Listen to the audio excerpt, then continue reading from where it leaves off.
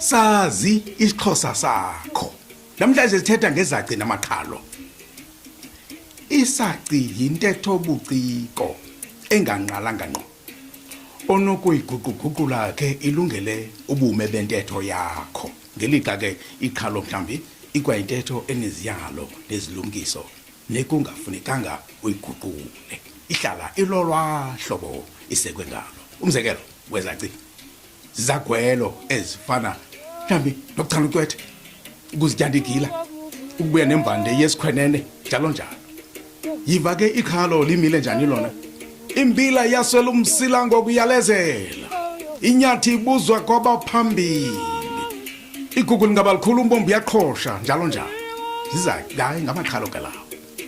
Intsingiselo xa usithi umuntu uyimbabalayo lwantunge, oko kukuthi akabambeki, liyashasha, ongena kulithemba, lithi lilapha libe liphaya. Ixesha liqhathwe yinja, ngomnqaleyo ke kuthiwa inja iyaliqhapha iyalitya ixesha. Oko kuthetha ukuthi ixesha limkile, ixesha seliphelile.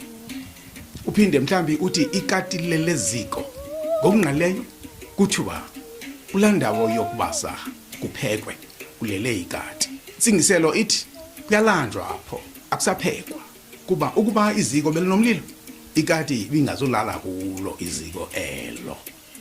Siphinde mhlambe sithi ubuhle bekhiwa nezimpethu, ngomnqaleyo kuthiwa ubuhle bangaphandle besisiqhamo sasendle ikhiwane kungayinkohliso.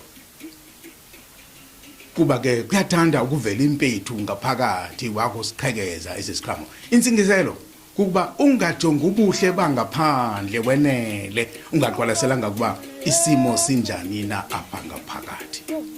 Siphinde sithi akulahlwa mbeleko ngakufelwa, ngokungqaleyo ke alilahlwa ibhayi lokubeleka usana kuba abantwana besifa besebancinane.